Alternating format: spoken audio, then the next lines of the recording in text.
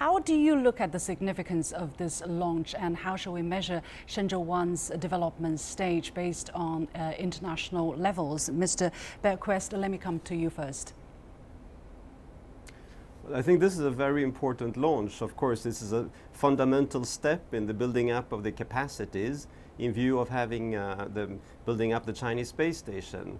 A cargo vehicle is a little bit like a ship. If you sit on an island, of course, you need to get water, fuel, everything that you need to live on the island. You need to get it shipped to this. So grasping the technology, such as the cargo vehicle, as Tianzhou is very, very important. Yeah, Mr. Hempsell, what is your take on this question? What caught your attention about this launch so far?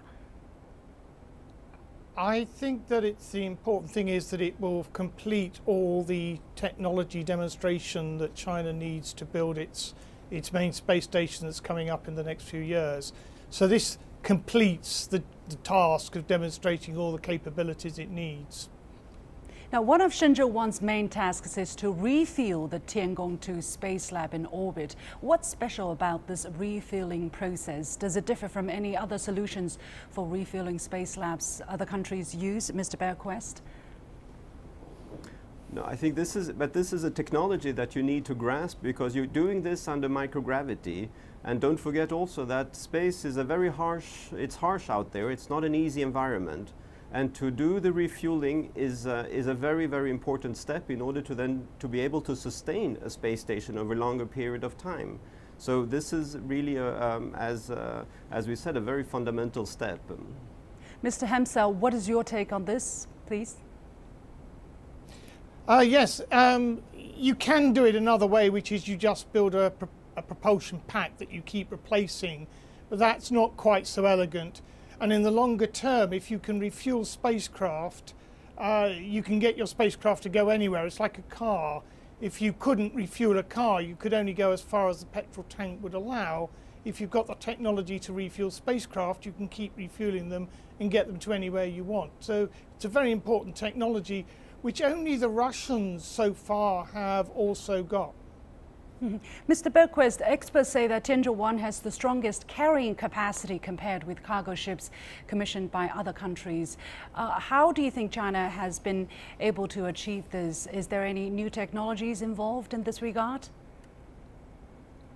I think China has been building on the national capacity that they have. I think when it comes to overall power of the system, I think the ATV had was similarly powerful, but of course the ratio of power compared to the Tiangong and compared to ISS is very different. So in that sense, I think it's a cost-effective cargo vehicle. Mr. Hempsell, now China has been blocked by the US from joining the International Space Station, or the ISS, with the excuse that it would threaten the US's national security. Some experts say that the US fears China would steal their technologies if China joins. Now that China has proved its abilities in launching its own cargo ship and having its own space lab, if not a space station, will this be a turning point in US-China aerospace industry cooperation in your eyes? No, I rather suspect not. The US position is solely political. I think China could build the Starship Enterprise and the US would still not be terribly interested in cooperating. Yeah, but do you see any kind of a turnaround in the future, or China potentially stepping up cooperation with other countries? Mr. Bergquist, yes, go ahead, Mr. Hempsell. I was just going to say, I don't see any changes there at the moment, but they're politically motivated and they're not fully logical or rationally discernible. So we just have to wait and see. With new administrations, maybe changes will come. Mr. Bergquist, what is your take on this? And also, what is the current state of cooperation between China and European countries on space exploration, and whether the launch of Tianzhou-1 will have any difference on that, will have any impact on that? Well, on ESA's side, our member states and the ministers of our member states took a decision 2 years ago to made a resolution stating that China was one of ESA's strategical partners together with Russia and the US. And we have a very large cooperation with China, not only in the area of manned spaceflight, but also in space science and Earth applications, scientific applications of Earth observation data, etc. In the area of manned space flight, we are working together with the Chinese Manned Space Engineering Office in 3 areas. One is utilization, scientific utilization, getting scientists to work together on experiments, etc., to use the space station in an efficient way. The second thing is astronaut training, and we have shared experiences. Last year we actually had a survival exercise, which was very interesting because we had astronauts from all the countries. So we had US, Russian, Japanese, Chinese, and our European astronauts participating in one experiment. It was, I think, the first time all astronauts from the world took part in one such exercise. And the third area, which is a bit more complicated, that is infrastructure. That is more perhaps for the future to see how we can cooperate. Mr. Hempsell, now Tianzhou-1 has laid a solid foundation for building China's own space station, which is to be finished around 2020. The only space station in commission now is the ISS, as I mentioned, led by the US, but the ISS is estimated to retire in 2024. By then, China might be the only country in possession of an in-orbit space station. How do you view this possibility? I don't think it's going to work out like that. The space station will almost certainly be extended beyond 2024. The Russian element can be separated from, and the Russians have said they will operate it independently if the ISS comes to an end. The US is looking at commercially built space stations to replace the ISS. So I don't think that the Chinese space station will be the only one, but I think the space stations that it will share space with will be of a similar size to it and not as big as the ISS. Mr. Bergquist, what is your estimation?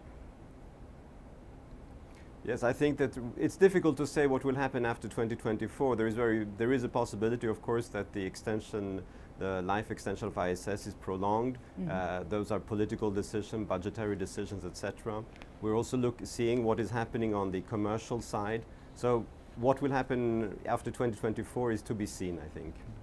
Now, Space Exploration Technologies Corporation, better known as SpaceX, is an American aerospace manufacturer and space transport service company. SpaceX now drew worldwide attention with the successful launch and landing of a recycled rocket on March the 30th, now which costed only 70% as much as a new missile. Do you see a trend of space industry being transformed into, or more commercial elements being incorporated into space industry, Mr. Hempsell?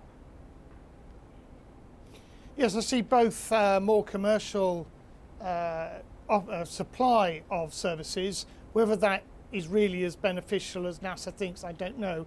I think more important is we will see more use of reusable systems, particularly launch systems, and that has the potential to greatly reduce the cost of doing things in space. Mr. Bergquist? Yes, I think that we're seeing a trend, and that is of course the issue is really to reduce costs. And in the US they have taken important decisions, notably on the commercial orbital transportation service, the OCTS, where they are already together with, as you mentioned, SpaceX, private enterprises that are issuing launch services to commercial enterprise, and reducing the cost. And I think this is something that we all are following, and we are in Europe where we're developing the Ariane 6. Of course, the launch cost is a key issue, that to reduce the cost of the price to get spacecrafts into orbit.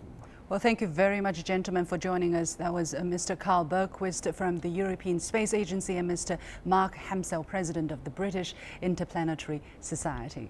And here is my take of this story. Now, the name of the cargo ship Tianzhou actually means sky boat. In this case, I guess we're talking about a sky ferry. Eventually, the sky ferry will burn up on re-entry into the atmosphere in a controlled manner. This is only the first step of the mission of the sky ferry. In 2 days' time, it will have to dock with the orbiting space lab at Tianzhou-1. So whether or not the whole mission can be judged a success, we'll have to wait and see. Now, if successful, this mission will mark another milestone in space exploration, not just for China, but also for mankind, we hope.